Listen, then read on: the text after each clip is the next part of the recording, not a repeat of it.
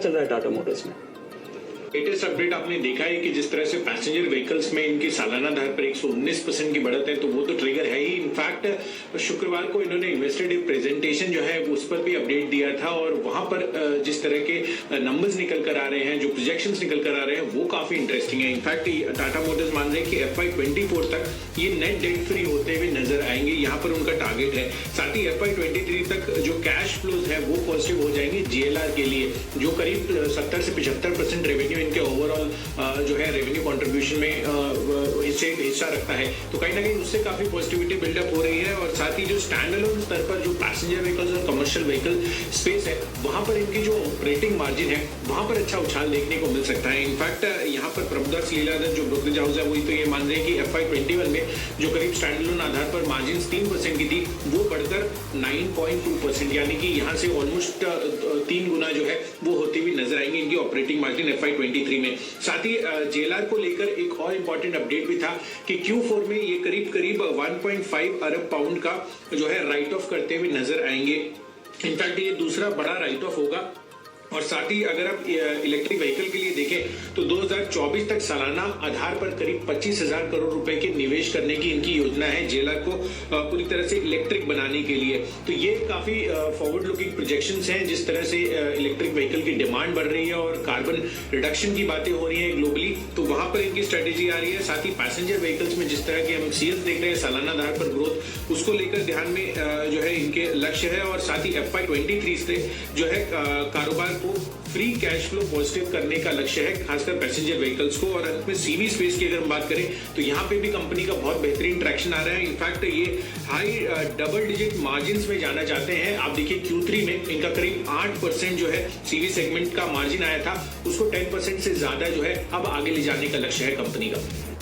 Okay, तो ये है आपके लिए टाटा मोटर्स दमदार एक्शन आते हुए देख। बैड बैंक को लेकर कुछ खबरें आ रही कि बैड बैंक बनाने की तैयारी में है सरकार। किस तरह का बैंक होगा, कौन इसमें निवेश करेंगे, क्या कुछ होगा, इसकी सारी डिटेल्स हैं। बताइए बैड बैंक का आइडिया कितना अच्छा है। कि अब हम यही वेट कर रहे थे कि बैड बैंक पर क्या डेवलपमेंट्स आते हैं, क्योंकि मंजूरी तो मिल चुकी है। अब ये देखना था कि कहां से जो कैपिटल है वो आता हुआ दिखता है। लेकिन अब ये खबरें आती हुई दिख रही है, काफी रिपोर्ट से सजेस्ट कर रहे हैं कि करीब 9 बैंक्स हैं जो मिलकर 60,000 करोड़ की जो पूंजी है वो इस बैड बैंक में डालेंगे और हिस्सा खरीदेंगे। अब इंटरेस्टिंग बात यह है कि ये 9 बैंक्स हैं जो कि यहाँ पे निवेश करते हुए दिखेंगे। साथ ही 2 ऐसी कंपनीज हैं जो कि फाइनेंशियल इंस्टीट्यूशंस हैं। तो कुल मिला के 11 फाइनेंशियल इंस्टीट्यूशंस हैं जो यहाँ पे हिस्सा खरीदते हुए दिखेंगे।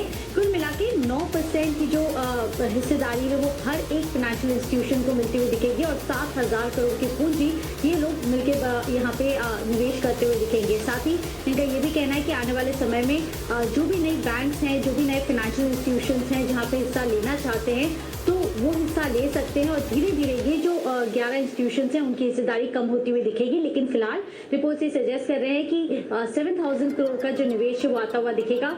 9% हर एक फाइनेंशियल इंस्टीट्यूशंस होल्ड करते हुए दिखेंगे। और साथ ही इनका ये भी कहना है कि आने वाले समय में जो NPAs हैं वो करीब 2 लाख करोड़ के NPAs हैं। तो आने वाले समय में जब भी ये अपने NPAs देते हैं इस AMCs ARCs को, तो उनको 15% का जो कैश है, अपफ्रंट कैश है, वो मिलता हुआ दिखेगा। और उसके बाद ये प्रोसेस शुरू होती हुई दिखेगी। जैसे ही बिक्री होती है उसके बाद उनका जितना भी बचा हुआ फंड है वो आपस में जितने भी बैंक है, कंसोर्शियम है, उनको मिलता हुआ दिखेगा। और साथ ही आप देखिए आने वाले समय में ये भी कहा जा रहा है कि इससे जो प्रक्रिया है वो काफी तेज होती हुई दिखेगी, डिसीजन प्रोसेस काफी सिंपल होता हुआ दिखेगा। तो कुल मिला के रिपोर्ट्स आती हुई दिख रही हैं, काफी अच्छा माना गया है। और इस रिपोर्ट्स के चलते भी हम देखेंगे कि सारी जो बैंक्स हैं उनमें जो रिकवरी है वो काफी फास्ट आती हुई दिखेगी, कैश आता हुआ दिखेगा। ओके, तो ये है बैड बैंक का आइडिया, जहाँ पर निजी बैंकों के शामिल होने से इसमें तेजी आने की उम्मीद है। और 9 बैंक मिलकर इस बैड बैंक को बनाने की कोशिश में है इस वक्त। ये है इंटरेस्टिंग आइडिया इस वक्त आपके लिए आता हूँ। आइए बढ़ते हैं आगे और एक बड़ी और एक्सक्लूसिव खबर की तरफ करते हैं रुख। चेतन भूटानी हमारे संवाददाता दिल्ली से हमारे साथ तैयार है इस वक्त और कुछ बड़ी इंटरेस्टिंग शिप बिल्डिंग कंपनियों के लिए वो खबर लेकर आए। चेतन बताइए क्या है खबर।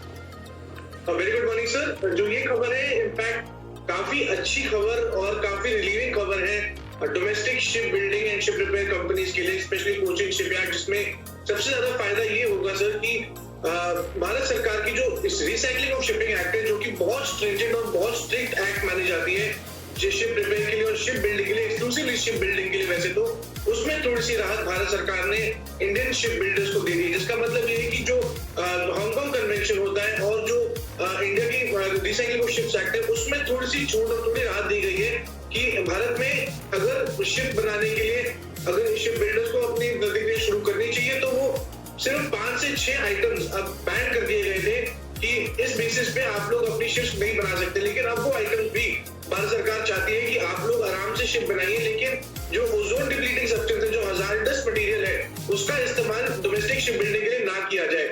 इसके अलावा बाकी सारी शर्तों में भारत सरकार ने रियासत दे दी है। इसका मतलब ये है कि अगर रिसाइकलिंग होनी है, सबसे पहले बात अगर रिसाइकलिंग पे आऊं तो foreign going ship less than 500 gross tonnage होगी तो वो हिंदुस्तान में आराम से डोमेस्टिक शिप बिल्डिंग है, ship repair, ship recycling facility में जा सकती है। और कोई भी शिप जो भारत की कोस्ट लाइन में 20 नॉटिकल माइल में है, वो भी हिंदुस्तान की शिप रिपेयर फैसिलिटी में, शिप रिसाइकलिंग फैसिलिटी में रिसाइकिल करी जा सकती है। और शिप बिल्डिंग की सबसे बड़ी खबर जो ये है वो ये है कि एस्बेस्टोस, ओजोन डिप्लीटिंग सब्सटेंसेस, इनके रूल्स को मानते हुए जो हांगकांग कन्वेंशन बहुत स्ट्रिक्ट एक्ट है, उसके बेसिस पे काफी बड़ा relief domestic Indian coastal ship building को यहाँ पे मिलेगा। घरेलू शिप इंडस्ट्री को बड़ी राहत के संकेत यहाँ पर कोचीन शिपयार्ड और मझगांव डॉक, ये 2 स्टॉक है जहाँ पर भरपूर एक्शन। मझगांव डॉक जल्दी से बंसल जी से एक बार राय ली जाए क्योंकि बंसल जी का पसंदीदा स्टॉक है और मुझे याद है 160 से लगातार रिकमेंड किया। टेक्निकल स्ट्रक्चर है और करेक्शन में स्टॉक सपोर्ट के पास ही मिल रहा है। नीचे में अगर हम देखें तो 212, 213 एक सपोर्ट है और डाउनवर्ड स्लोपिंग चैनल से ब्रेकआउट की तैयारी कर रहा है और ब्रेकआउट के बाद यहाँ 228, 230 के लेवल देखने को मिल सकते हैं। तो जिनके पास है होल्ड करें, नई खरीदारी भी 228 के टारगेट के लिए 215 के स्टॉप लॉस के साथ मझगांव डॉक में की जा सकती है। हो चुका है वसीम जी के भरोसेमंद शेयर इनसे बात करने का। वसीम जी हमारे साथ मौजूद हैं। सर, गुड आफ्टरनून कार्यक्रम में स्वागत है। आज इंडेक्स ने अपना एक टाइम बाय किया है सर सेटल होने के लिए। आपकी अप्रोच मार्केट्स पे इस वक्त, और डाउ फ्यूचर्स काफी अच्छा खासा मूव लेके 350 के ऊपर कारोबार कर रहे हैं। कल के लिए आप कौन से ट्रेड्स को फोकस करेंगे वसीम साहब? तो देखिए, it's all about buying the fear.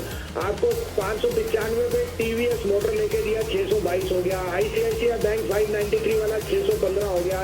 HCL take 915 वाला 936 हो गया और टेक महिंद्रा 925 वाला 955। So it's all stock specific. Index में obviously because there are ETF outflows it will effect that, but आप you can't miss the underlying theme. मैंने जैसे आपको कहा, चाइना के साथ बॉनहोमी, पाकिस्तान के साथ बॉनहोमी, आपकी अपनी इकोनॉमी अच्छा कर रही है, pharma IT are shining, rupee if it's weaken they will gain strength and financial and don't ignore the PSUs. 32 वाला एनबीसीसी 51 रुपए 40 है और अभी भी तेज लग रहा है मुझे 75-80 के लिए। हिंदुस्तान कॉपर सर्किट पे 157, 175, 200 के लिए। इंजीनियर्स इंडिया सुबह आपको 82 पे कहा था, 89.25 हिट हो गया। तो स्टॉक स्पेसिफिक रहिए और देखिए मजे आपको आ रहे हैं। जो आपको अच्छे शेयर मिल रहे हैं नीचे भाव से, वो आपको प्रॉफिट दे रहे हैं। ट्रेडर और इन्वेस्टर दोनों की टोपी पहनिए। इन्वेस्टर जो है उसको नीचे भाव में अच्छा पोर्टफोलियो मिल रहा है, ट्रेडर को मौका मिल रहा है फियर में खरीदने का और ऊपर बेचने का, और ये चलेगा 15 दिन। 15 मार्च के बाद वापस 15,500 का निफ्टी मुझे दिखता है, तो एक शिफ्ट कीजिए अच्छे शेयरों में। अब आपके लिए 2 नहीं 3 बाइज हैं जो कल के लिए और अगले 3-4 इस हफ्ते के लिए। बताइए सर प्लीज आपके आज के व्यूज और आज के आइडियाज। तो तीनों मिक्स्ड है सर। देखिए, मुझे फाइनेंस में इस भाव पे चोला फाइनेंस बहुत अच्छा है बिकॉज आईटी जैसे जैसे रीओपनिंग हो रही है, और आप मानेंगे नहीं, इंडिगो से एयरपोर्ट में ग्रस्त था, अब गाड़ियां चलाने में ग्रस्त है। तो Chola finance being the largest lender in the CV cycle, I think it is a very very good play at this 521, 522, 510 का स्टॉप लॉस रखिए, 565 to 570। This is one of the prime lending. इसके NPS are at the lowest, very very managed book. Sun Pharma unquestionably will come out with the best results ever in this quarter onwards. 603.4 में लीजिए, 593 का stop loss, 635 का target. और मेरा favourite Godrej property which is seeing the best sales ever as it gains more market share, 1525-30 में लीजिए, 1500 का stop loss, 1575 से 85 का टारगेट। अनिल जी, आज बहुत दिनों के बाद मेरे पास जो स्टॉक अभी रडार पे आया है वो है बैंकिंग का है और स्टॉक का नाम है यस बैंक। अनिल जी, बहुत दिनों के बाद ये स्टॉक में मैं बाय में दे रहा हूँ। अभी ऐसा लग रहा है कि ये स्टॉक के अंदर यहाँ से एक अच्छा अपसाइड मूव देखने को मिलना चाहिए। यस बैंक अभी चल रहा है 15 रुपए 90 पैसे, 16 रुपए। यस बैंक के अंदर यहाँ से अब एक अच्छा अपसाइड मूव देखने को मिलना चाहिए। तो यस बैंक के अंदर मेरे को लग रहा है कि अब यहाँ पे खरीदारी करके चले, आने वाले दिनों में यस बैंक में यहाँ से एक अच्छा अपसाइड मूव देखने को मिलना चाहिए। 15 रुपए, 15.5 रुपए। अब देखिए रिस्क रिवॉर्ड रेशो कितना बढ़िया बैठ रहा है। अभी चल रहा है 15 रुपए 90 पैसे, 16 रुपए, और स्टॉक का जो नीचे में सपोर्ट है 15 रुपए 15.5 रुपए के आसपास है। यानी रिस्क रिवॉर्ड रेशो में स्टॉप लॉस बहुत छोटा बैठेगा और स्टॉक यहाँ से जब ये मूव दिखाना चालू करेगा तो मेरे को लग रहा है 17.5 का पहला टारगेट बनेगा, 19 रुपए का दूसरा टारगेट बनेगा।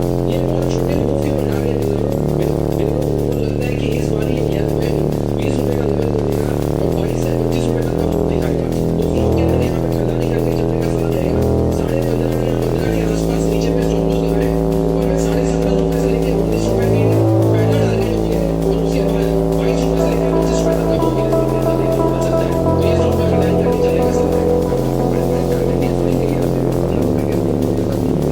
तो ये स्टॉक में खरीदारी करके चलने का सलाह है। यस बैंक के अंदर एक ग्राउंडिंग टोटल पैटर्न फॉर्मेशन बन रहा है। नीचे में जो समिति ने लेवल्स दिए हैं 15 रुपए 50 पैसे देखे तो काफी बड़ा बेस है और टेक्निकली यहाँ पे जो समिति बोल रहे हैं बड़े लेवल्स देखने को मिल सकते हैं और इमीडिएट शॉर्ट टर्म टारगेट यहाँ बैठता है 17 रुपए का टारगेट शॉर्ट टर्म बैठता है और उसके बाद ये बड़े वाले लेवल्स भी सुमित जी के यहाँ देखने को मिलेंगे और नीचे में 15 रुपए पर काफी बड़ा बेस है। बिल्कुल बंसल जी सुमित जी के साथ हैं, मैं भी सुमित जी के साथ हूँ। हम तो लगातार यस बैंक के एसपीओ के टाइम से 12 रुपए से लगातार रिकमेंड कर रहे हैं। 15 रुपए के नीचे खरीदने का है और यहाँ पर जब भी मौका मिले एक्यूमुलेट कीजिए। मैं चाहता हूँ मेरे हिसाब से बहुत ही बेहतरीन आइडेंटिफिकेशन है सुमित जी का और रिस्क रिवॉर्ड मैं कंप्लीटली एग्री करता हूँ। मुझे लग रहा है मीडियम टर्म पर्सपेक्टिव से यस बैंक में रिवर्सल हो रहे हैं और यहाँ पे देखिए एनर्जी में एक इन्वेस्टमेंट स्ट्रेटेजी बताऊंगा जिसको रिवर्स पिरामिड कहते हैं। 16 रुपए का स्टॉक है, अगर आप लेट्स से 1000 क्वांटिटी लेते हो तो 16,000 का इन्वेस्टमेंट होता है। तो आपको रिवर्स पिरामिड में ये करना है, 3 ट्रांच में बाय करना है। पहली ट्रांच में जब स्टॉक नीचे हो तो पहली ट्रांच का डबल बाय करो, इस तरह से 3 ट्रांच में बाय करो।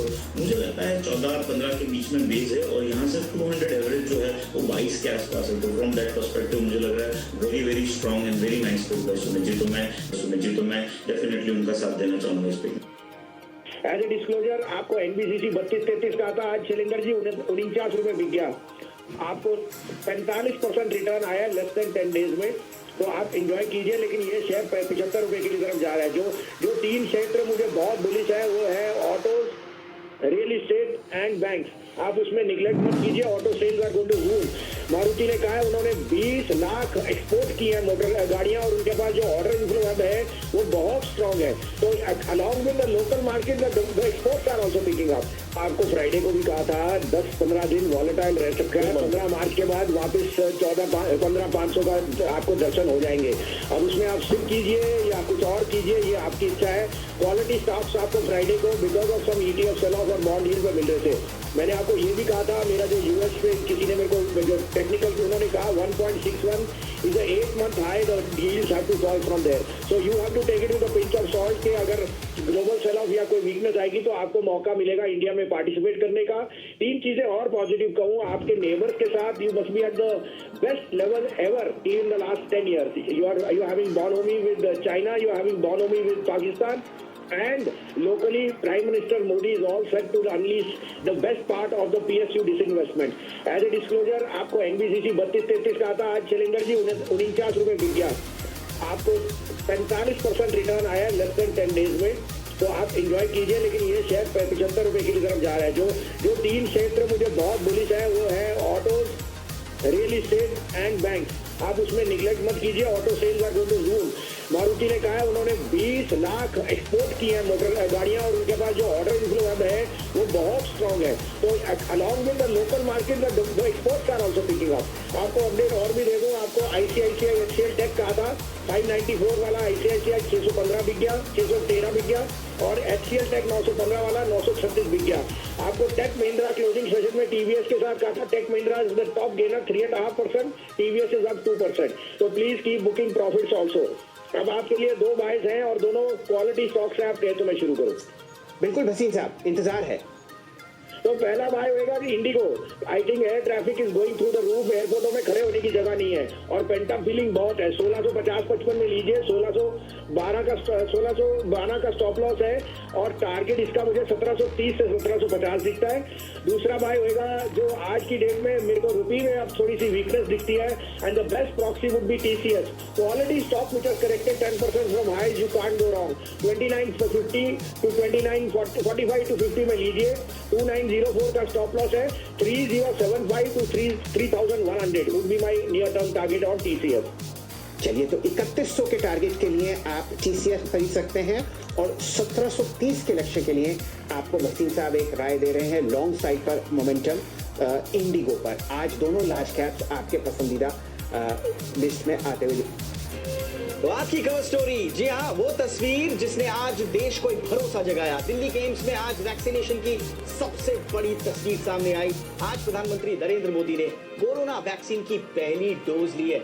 सुबह के करीब 7 बजे प्रधानमंत्री नरेंद्र मोदी दिल्ली के एम्स पहुंचे और वैक्सीन लगाई।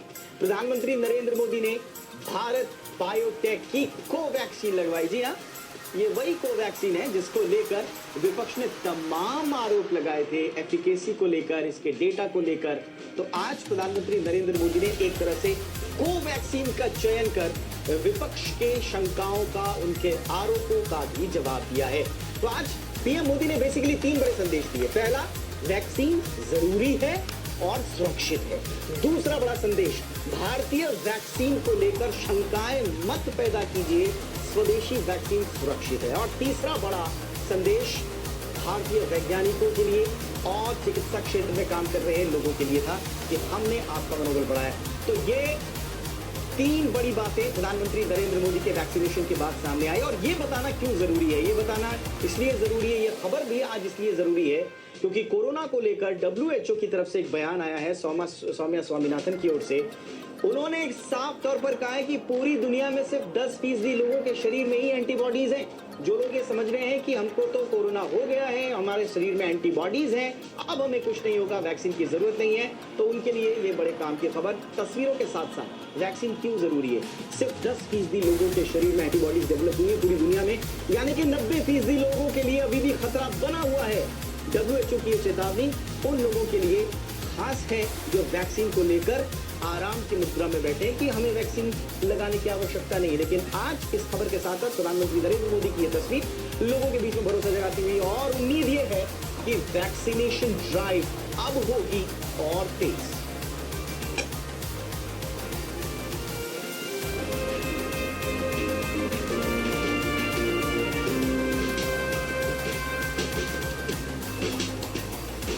पीएम मोदी ने तो कोरोना वैक्सीन लगा दी है, अब आपकी बारी है। देश में आज से कोरोना वैक्सीनेशन का दूसरा चरण शुरू हो गया है। आज से 60 साल से ज्यादा उम्र के लोगों को वैक्सीन दी जा रही है। 45 साल से बाजार में हफ्ते की शानदार शुरुआत, करीब 225 अंकों के उछाल के साथ निफ्टी 14,750 के ऊपर बंद। सेंसेक्स में 750 अंकों की जोरदार तेजी। फरवरी में मारुति की बिक्री में करीब 12% और एस्कॉर्ट्स की बिक्री में 30% का उछाल। Tata Motors, Ashok Leyland, TVS motor और बजाज ऑटो की बिक्री में अच्छी बढ़त।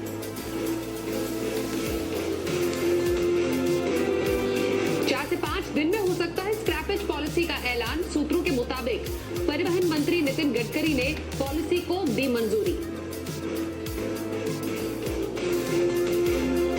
जी बिजनेस की खबर पर लगी मुहर। BPCL नुमालीगढ़ रिफाइनरी में ऑयल इंडिया और EIL कंसोर्शियम को बेचेगी पूरा हिस्सा। 9,880 करोड़ रुपए में हुई डील।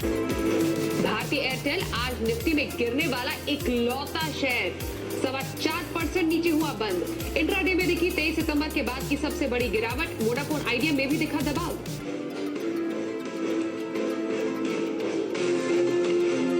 1 अप्रैल से महंगा होगा टर्म इंश्योरेंस प्रीमियम में 10% तक बढ़त संभव। जी बिजनेस एक्सक्लूसिव।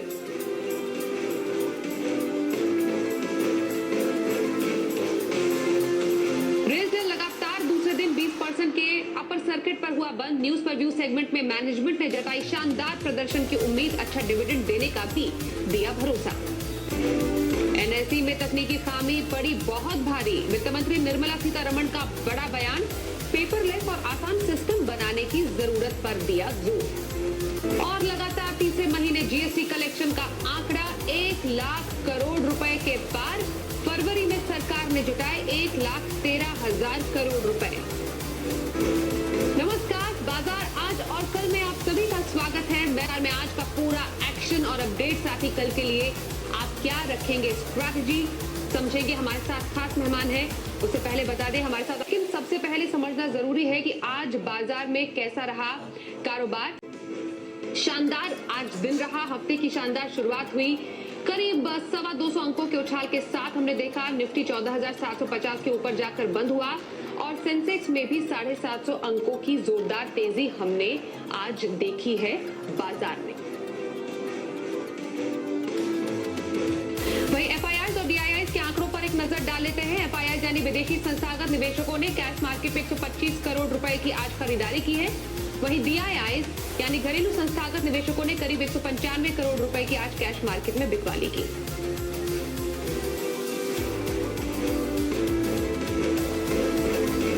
और बाजार में पहले ही दिन का आज जो कारोबार रहा उसकी खासियत क्या रही, समझते हैं।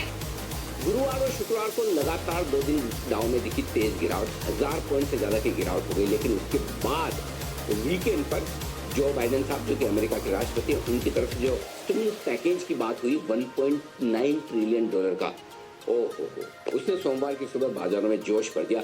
अमेरिका के फ्यूचर्स मजबूत हो गए, दुनिया भर के बाजारों में, एशिया में मजबूती हो गई। SGX निफ्टी भी लगभग डबल सेंचुरी मारकर खुला और खुला तो खुला, उसके बाद और बढ़ने के बाद दिन के दौरान थोड़ी प्रॉफिट बुकिंग जरूर आई, लेकिन कुछ इंपॉर्टेंट सपोर्ट लेवल को बाजार ने होल्ड किया और वहां से घूमकर फिर से खरीदारी दिखाई। तो ओवरऑल जो क्लोजिंग हुई वो 14,750 के आसपास होती हुई दिखी, बहुत ही बढ़िया। बैंक निफ्टी पर भी जो 35,250 के ऊपर क्लोजिंग होती दिखी, वो भी अच्छी है। अच्छी क्लोजिंग देखने को मिली, अच्छी मजबूती के साथ बाजार बंद हुए और इसकी बड़ी वजह 2 दिन थी। पहला क्लोजिंग मात्रा, दूसरा मार्च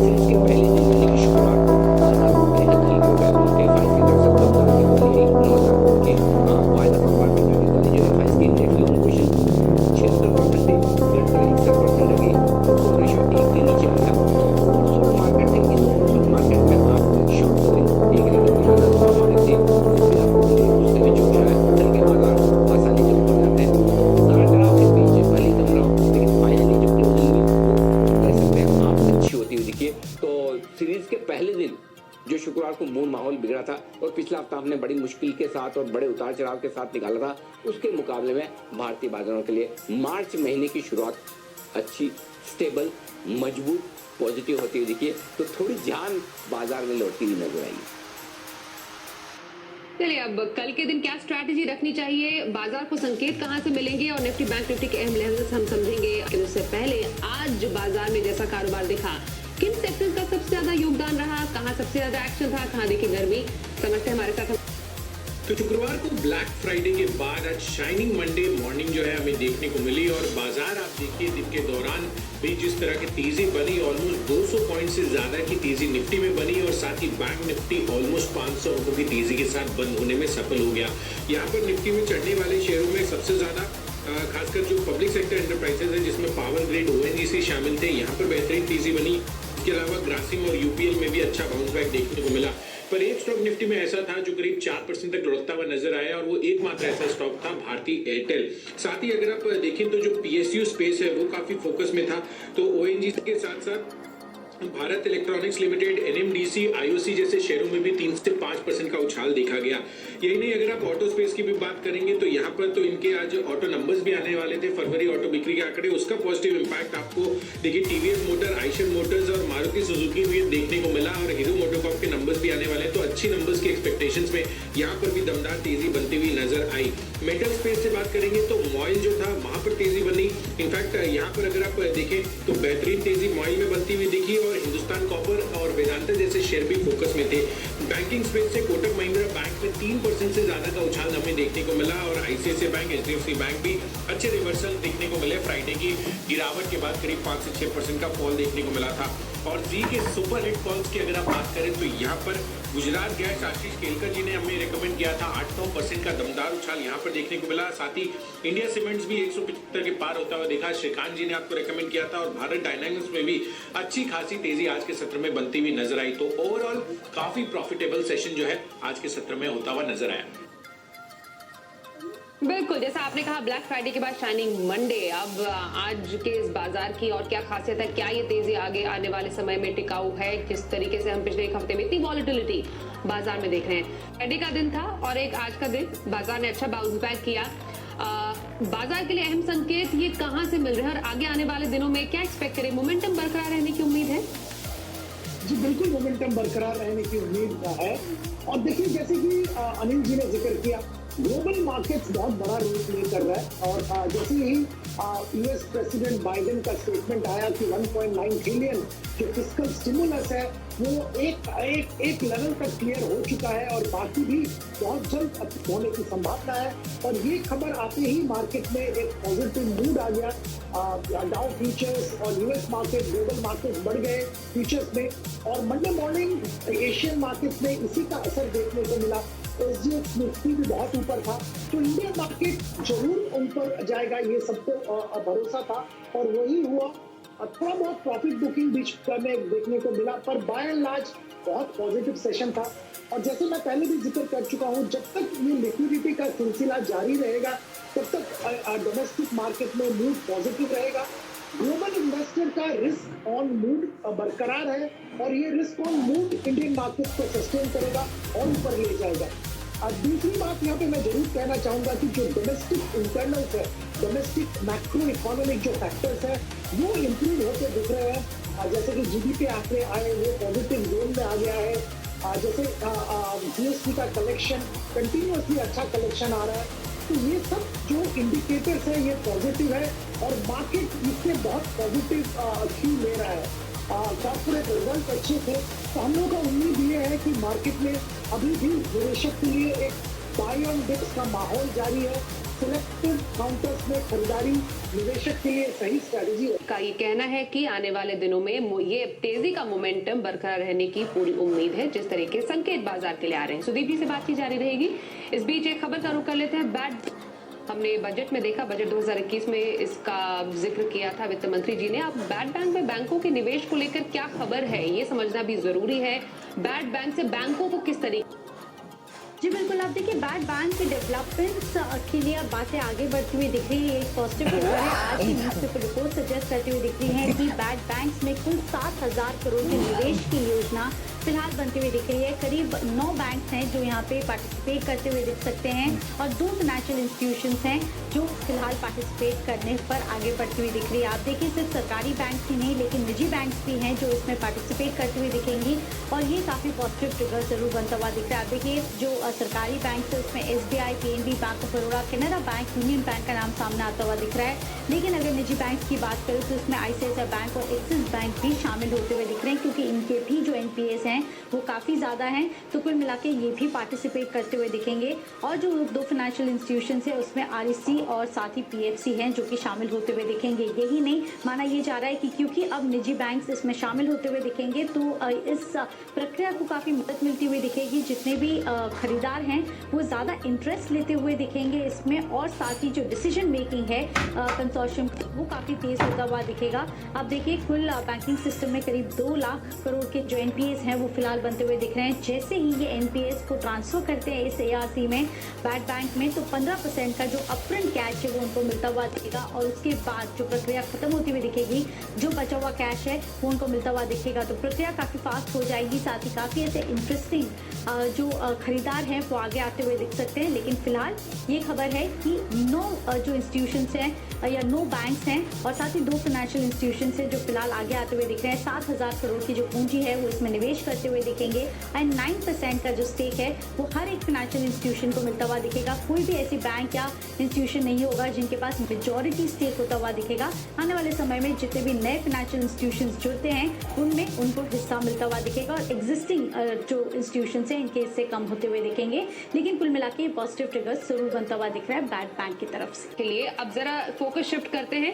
ऑटो सेक्टर की तरफ, क्योंकि फरवरी बिक्री के आंकड़े आ गए। अब ये आंकड़े कैसे हैं, बेहतर रहे या आंकड़ों ने किया निराश, समझते हैं पूरी रिपोर्ट लेकर एक बार फिर से रुक करेंगे हमारे। कैसे रहे गाड़ियों की बिक्री के आंकड़े फरवरी के? जी, तो फरवरी महीने में अगर आप देखें तो जिस तरह की तेजी बनती हुई नजर आई, पैसेंजर व्हीकल्स में अच्छा रुझान देखने को मिला। खासकर अगर आप मारुति सुजुकी की बात करेंगे तो 2% का मंद और मंद उछाल देखने को मिला। हमारा अनुमान करीब 4.5% गिरने का था। वहीं महिंद्रा एंड महिंद्रा यहाँ पर थोड़ा सा खराब प्रदर्शन देखने को मिला। हमारा अनुमान 7% गिरने का था मंथ ऑन मंथ आधार पर, उसके मुकाबले करीब 17% की फॉल देखने को मिली। पर Tata Motors on the surprise 1% के उछाल के साथ आप देखिए यहाँ पर 27,225 यूनिट्स बेचने में सफल रहा। इनफैक्ट सालाना आधार पर देखेंगे तो करीब 120% का उछाल passenger vehicle, domestic passenger vehicles में हमें देखने को मिला। साथ ही टू व्हीलर स्पेस से बजाज ऑटो यहाँ पर थोड़े से अनुमान से कमजोर आंकड़े आए थे। 10% के अनुमान के मुकाबले मंथ ऑन मंथ आधार पर 14% का फॉल आया। और दूसरी तरफ टीवीएस मोटर्स देखिए यहाँ पर शानदार तेजी आज के सत्र में बनी, और ये इसलिए क्योंकि हमारा अनुमान केवल 8% गिरने का था, उसके मुकाबले कंपनी जो है मात्र 3% गिरती हुई नजर आई। तो अपने आप में यहाँ पर भी शानदार आंकड़े दिखे। साथ ही सीवी स्पेस में आयशर मोटर्स की जो सीवी स्पेस में इनके नंबर्स आए थे, यहाँ पर हमारा अनुमान केवल जो है 0.3% गिरने का था, उसके मुकाबले 4% गिरकर अनुमान से कमजोर नंबर्स आते हुए दिखे। और जो बेटर देन एस्टिमेट नंबर्स है वो थे अशोक लेलैंड के 4% का उछाल यहाँ पर था। हमारा अनुमान इनकी overall month on month volume जो है गिरावट का रुझान बनाकर चल रहे थे। ट्रैक्टर स्पेस से बात करेंगे तो महिंद्रा एंड महिंद्रा यहाँ पर 19% की गिरावट देखने को मिली। हमारा अनुमान केवल 8-9% गिरने का था। साथ ही अगर एस्कॉर्ट्स की बात करें तो यहाँ पर ऑलमोस्ट अनुमान के हिसाब से नंबर्स आते हुए दिखे। 27% की बढ़त का अनुमान था, 24% की बढ़त के साथ 11,230 यूनिट्स कंपनी बेचने में सफल रही। तो नेट अगर आप देखेंगे तो पैसेंजर व्हीकल्स में मारुति ने अच्छी लीड ली, और साथ ही अगर आप M&M की एस्कॉर्ट्स की बात करेंगे तो यहाँ पर एज पर एस्टिमेट्स नंबर आते हुए नजर आए। दोनों की बिक्री में अच्छा उछाल देखने को मिलते हैं और ऑप्शन की स्ट्रैटेजी भी समझते हैं कल के लिए। और शोगा कौन सा आप ऑप्शन का की स्ट्रैटेजी देंगे दर्शकों को कल के लिए? ऐसा लगता है कि कमोडिटीज बड़े जोर शोर से है, और NMDC आज करीब 13 महीने के हाई के ऊपर क्लोज भी हुआ है। तो कमोडिटीज अच्छा करेंगी तो देश की मतलब ग्लोबल इकोनॉमी, ट्रेड सब कुछ अच्छा करेगा। तो यहाँ पे मैं ये सजेस्ट करूंगा कि मार्च महीने की 135 की कॉल खरीदारी की जा सकती है 6.30 रुपए पे। उसका स्टॉप रखा जाए 5 रुपए। टारगेट मैं कहूँगा कि 8 रुपये आप रख सकते हैं। दूसरी तरफ टाटा पावर कंपनी भी अच्छा कर रही है, और टाटा की कंपनियां विशेषकर। तो यहाँ पे स्टॉक स्ट्राइक प्राइस की कॉल R20 ₹5.55 के लिए 4.25 का बहुत ही टाइट स्टॉप रखें, करेगा आपका। ये मार्च महीना अक्सर अच्छा होता है, और यहाँ पे मेरा मानना है कि आप सीरीज की चाहें तो सीरीज के अंदर भी खड़े रह सकते हैं। लेकिन हमेशा की तरह मैं ये सलाह दूंगा कि अपने स्टॉप लॉस को ऊपर बढ़ाते रहें, और 4 दिन में या 5 दिन में हिले नहीं तो फिर आप स्टॉक से निकल सकते। मैंने रिकवरी देखने को मिल रहा है, जो कि आंकड़े साफ बताते हैं। अशोक लेलैंड के जैसे अभी कुशल जी बता रहे थे, अशोक लेलैंड के जो बिक्री के नंबर आए वो अनुमान से बेहतर आए। और इसमें सबसे बड़ी बात है कि व्हीकल स्क्रैपेज पॉलिसी, जिसका बेसब्री से इंतजार हो रहा था इस सेक्टर को, वो बहुत जल्द सामने आने वाला है। और इसका किसी भी ढंग से ये पॉलिसी सामने आए, इसका बहुत बड़ा फायदा एग्जिस्टिंग जो कमर्शियल व्हीकल के दिग्गज मैन्युफैक्चरर है जैसे कि अशोक लेलैंड, उसको मिलेगा। तो अशोक लेलैंड में हम बिल्कुल पॉजिटिव है और खरीदारी की सलाह दे रहे हैं। और दूसरी तरफ अगर आप जो टू व्हीलर्स की बात करें, यहाँ पे आंकड़ों से जो अनुमान से थोड़ा नरम नंबर आए हैं, थोड़ा सॉफ्टर नंबर आए हैं, पर फिर भी हम बजाज ऑटो में खरीदारी की सलाह दे रहे हैं, क्योंकि जो एक्सपोर्ट मार्केट है वहाँ पे इसका अच्छा पकड़ है और वहाँ पे अच्छा ट्रैक्शन देखने को मिल रहा है। और 4 व्हीलर्स की अगर बात करें, यहाँ पे हम लोग मारुति के पॉजिटिव है लॉन्ग टर्म निवेश की। आज बहुत पॉजिटिव सेशन था, और जैसे मैं पहले भी जिक्र कर चुका हूँ, जब तक ये लिक्विडिटी का सिलसिला जारी रहेगा तब तक डोमेस्टिक मार्केट में मूड पॉजिटिव रहेगा। ग्लोबल इन्वेस्टर का रिस्क ऑन मूड बरकरार है, और ये risk on mood Indian market को सस्टेन करेगा और ऊपर ले जाएगा। और दूसरी बात यहाँ पे मैं जरूर कहना चाहूंगा कि जो डोमेस्टिक इंटरनल है, डोमेस्टिक मैक्रो इकोनॉमिक जो फैक्टर्स है वो इम्प्रूव होते दिख रहे हैं। जैसे कि GDP आंकड़े आए, ये पॉजिटिव जोन में आ गया है। जैसे GST का कलेक्शन कंटिन्यूसली अच्छा कलेक्शन आ रहा है। तो ये सब जो इंडिकेटर्स है ये पॉजिटिव है और मार्केट इससे बहुत पॉजिटिव फील ले रहा है। कॉर्पोरेट रिजल्ट अच्छे थे, तो हम लोगों का उम्मीद ये है कि मार्केट में अभी भी निवेशक के लिए एक बाय ऑन डिप्स का माहौल जारी है। सिलेक्टिव काउंटर्स में खरीदारी निवेशक के लिए सही स्ट्रेटेजी रहेगा।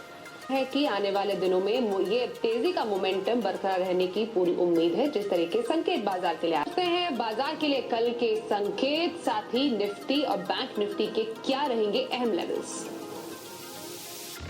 अब जहां तक कल के बाजारों का सवाल है, हमारे बाजारों के बंद होने के वक्त अमेरिकी बाजार थे 300 पॉइंट ऊपर, 325 पॉइंट ऊपर डाउ फ्यूचर्स पे। ठीक है, तो अब देखना है कि डाउ में आज कितनी तेजी बनती है और फिर कल सुबह डाउ फ्यूचर्स कैसे रहेंगे, तो हमें रोज देखना है, कल भी देखेंगे। लेकिन इसके अलावा जो दो इंपॉर्टेंट फैक्टर है हमारे अपने बाजारों के देखने डेटा के लिहाज से, पहला एफआईज आज क्या करते हैं। क्या आज जो शुक्रवार को जमकर बेच के गए तो पिछले 5 दिनों से थोड़ा सा हाथ रोका है, क्या वापस खरीदारी लौटी है और मजबूत से लौटी है, तब तो बहुत बढ़िया, और नहीं तो फिर थोड़ा ऊपर के लेवल पे टिकने में आएगी मुश्किल, खासतौर से 15,000 की तरफ बढ़ेगी। तो क्लियर है, तो एफआईज के डेटा इंपॉर्टेंट है। दूसरा जो पुट कॉल रेशियो यानी कि वायदा कारोबार के डेटा बता रहे कि बाजार ओवरसोल्ड हो गया था, तो ओवरसोल्ड होने की वजह से शॉर्ट टर्म में थोड़ी रिकवरी आने की आ गई। अब अगर डेटा वापस से ओवरबोट नहीं हुए तब तो और थोड़ी जगह, नहीं तो फिर आपके लिए ऊपर टिकना थोड़ा मुश्किल होगा। तो अब आपको क्या करना है कल के लिए, लेवल जो ध्यान में रखें वो समझ लीजिए। 14,625, 14,675 ये निफ्टी पर सपोर्ट रेंज है, इसके नीचे जाएंगे तो ही समस्या है, अदरवाइज कोई दिक्कत नहीं है। 50 पॉइंट की रेंज सपोर्ट के तौर पर काम करेंगे। बैंक निफ्टी 14,800 को पार करने के बाद आपके लिए जो अगला लेवल निकल कर आता है इंपॉर्टेंट, वो 14,900, 925 के आसपास का, वहां तक जाने की कोशिश निफ्टी करेगा। ठीक है, 14,900, 925 बैंक निफ्टी में आएंगे। 35,000 के ऊपर बंद तो है, लेकिन जो मजबूत सपोर्ट है ना बैंक निफ्टी में, वो 34,650 से लेकर 34,800 की रहती है, ये 150 पॉइंट की, और ऊपर 35,575, 35,800 इस रेंज को पार किया तो फिर और बढ़िया भरपूर तेजी बनती दिखेगी। तो इन दो रेंज पर नजर रखिए, दो लेवल पर नजर रखिए और उस हिसाब से आपको कल की स्ट्रेटेजी बनानी है। तो देखते हैं, हो सकता है आपको दोनों तरफ ट्रेड करने का मौका मिले, क्योंकि पिछले 7-8 ट्रेडिंग सेशन बड़े उतार चढ़ाव भरे हैं, रिकवरी आई है, लेकिन अभी भी रिकवरी में सबका कॉन्फिडेंस नहीं आ रहा, डर लग रहा है, और लोग काफी हद तक अपनी जो लेवल्स आ रहे हैं, भाव आ रहे हैं, तो पोजीशन हल्की करने में लगे हैं, वो साफ नजर आ रहा है। तो देखते हैं क्या कुछ होता है। ग्लोबल मार्केट्स और लोकल एक्शन दोनों मिलाकर होगा, लेकिन एक चीज बहुत साफ है जिस पर आप सबको फोकस करना चाहिए, इंडेक्स के बाहर निफ्टी, बैंक निफ्टी और दिग्गज शेयरों के बाहर जो एक्शन है, गजब का एक्शन है। और स्पेशली अब जो थोड़े से घरेलू फंड एक्टिव हो रहे हैं, तो मिड कैप और स्मॉल कैप शेयरों में दमदार खरीदारी हो रही, कल भी वहीं पर आपको एक्शन मिलेगा, वहां से नजर मत हटाइए, मौका मिस मत कीजिए। तो ये तो आपने समझा कल बाजार के लिए आपको स्ट्रैटेजी क्या रखनी है। आइए अब जानते हैं कल ऑप्शन की स्ट्रैटेजी आप क्या रखें कल का ऑप्शन में। तो ये तो आपने समझा कल बाजार के लिए आपको स्ट्रैटेजी क्या रखनी है। आइए अब जानते हैं कल ऑप्शन की स्ट्रैटेजी आप क्या रखें। एक ही स्टॉक चुना है जो कन्विक्शन वाला स्टॉक है, और वो है BEL। BEL का 145 का कॉल ऑप्शन में खरीदारी करने की सलाह होगी। आज का इसका क्लोजिंग प्राइस करीबन 9.8 का है। उसमें मैं स्टॉप लॉस रेकमेंड करूंगा 6.5 का। मेरा पहला लक्ष्य रहेगा 14 रुपए का और दूसरा लक्ष्य रहेगा 17 रुपए का। तो BEL का कॉल ऑप्शन खरीदारी करने की सलाह होगी। BEL का कॉल ऑप्शन खरीदारी की सलाह। और जानेंगे आपकी मिड से लॉन्ग टर्म का व्यू कौन से शेयर्स में है। देखिए, मैं 2 शेयर का जिक्र करना चाहूंगा जो कि छोटे मझोले शेयर में माने जाते हैं। एक सीमेंट सेक्टर के well performing company Deccan cement, यहाँ पे हमारा 550 रुपए का टारगेट है 1 साल के लिए। इसका पिछले क्वार्टर का सेल्स वॉल्यूम, Q3 में सेल्स वॉल्यूम में सिग्निफिकेंट इंप्रूवमेंट देखने को मिला था। रियलाइजेशन थोड़ा दबाव में था क्योंकि सीमेंट प्राइसेस घट गए थे, पर बात यह है कि आने वाले दिनों में इतना अच्छा डिमांड प्रेडिक्शन सामने आ रहा है। पब्लिक सेक्टर का स्पेंडिंग, जो सरकार की तरफ से इंफ्रास्ट्रक्चर स्पेंडिंग है, होम इम्प्रूवमेंट, तो सारी चीजों में सीमेंट का डिमांड सिग्निफिकेंटली बढ़ रहा है, और इसके कारण आने वाले दिनों में स्ट्रॉन्ग डिमांड इस सेक्टर में लग रहा है। और ये सब नजर में रखते हुए अगर मीडियम टू लॉन्ग टर्म की बात करें तो यहाँ पे जरूर खरीदारी करनी चाहिए। कंपनी का बैलेंस शीट साफ सुथरा है और भी स्ट्रेंथन हो रहा है, कैश फ्लो जनरेशन स्ट्रॉन्ग है। दूसरा कंपनी जिसका जिक्र मैं करना चाहूंगा, कल्पतरू पावर। यहाँ पे इनका बिजनेस बहुत अच्छा चल रहा है, Q3 परफॉर्मेंस बहुत अच्छा था। और देखिए रियलाइजेशन कंटिन्यूअसली इंप्रूव हो रहा है, जो कस्टमर बेस वो भी डाइवर्स हो रहा है और ट्रांसमिशन इक्विपमेंट सेगमेंट में बहुत अच्छा ट्रैक्शन मिल रहा है। ओवरऑल हम लोगों को लग रहा है कि 470 रुपए का टारगेट 9 से 12 महीने के लिए लेके यहाँ पे चल सकते हैं। बिल्कुल, तो लंबी अवधि की खरीदारी डेक्कन सीमेंट में और कल्पतरू पावर में